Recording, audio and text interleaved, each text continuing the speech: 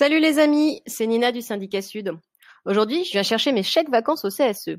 Mais je vais surtout en profiter pour voir les collègues de Sud et leur raconter la grosse arnaque de la boîte qui me met en absence injustifiée pour une panne informatique. Là, c'était mon plateau, avec ma chef et mes collègues. Depuis plusieurs semaines, je suis volontaire pour être en télétravail. Comme j'habite chez mes parents, je me suis dit que c'était plus simple vu qu'ils sont personnes à risque. Alors au départ, le télétravail, c'était un peu le paradis pour moi et mes collègues.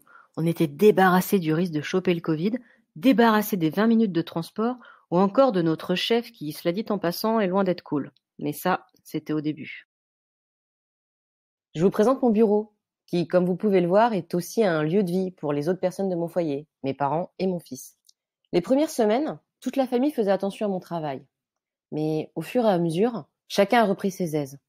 Et oui, c'est compliqué quand l'appartement n'est pas très grand. J'ai donc découvert les joies de la vie en télétravail.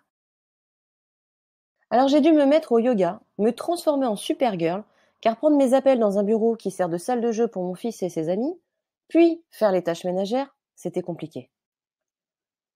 J'ai dû continuer le yoga et garder mes super pouvoirs, car prendre mes appels dans un bureau qui sert aussi de salle de cours ou assumer la continuité pédagogique, c'était compliqué.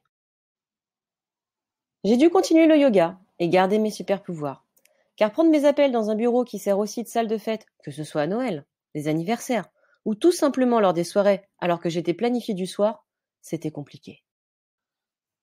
Au fil du temps, cela posait de plus en plus de problèmes à mon fils, car j'étais là à côté, mais pas disponible pour lui, pour parler, pour manger, pour le coucher.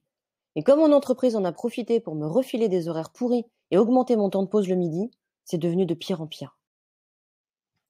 Mais j'avais l'impression d'économiser de l'argent avec les frais de garde d'enfants et de transport en moins.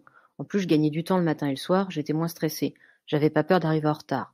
Depuis, j'ai vu ma facture d'électricité et de chauffage gonfler. Je prends toujours ma voiture pour emmener mon fils au collège et je stresse comme si je devais toujours prouver que je bosse.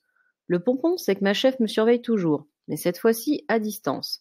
Quant à la direction, elle ne me verse presque rien pour mes frais, y compris pour l'espace utilisé dans mon salon. Alors pour ma famille, pour mes collègues et pour moi, nous devons négocier un accord protégeant l'ensemble des salariés. C'est pour ça que mon syndicat a demandé la négociation d'un accord au niveau de la convention collective, afin de protéger au maximum l'ensemble des salariés contre la flexibilité et l'isolement. Pour Sud, nous devons imposer des accords permettant de sécuriser cette nouvelle organisation du travail, et ce, sans coût supplémentaire pour les salariés. Sinon, peu à peu, les côtés positifs du télétravail cesseront pour une majorité d'entre nous. Ensemble, nous devons organiser un télétravail décent.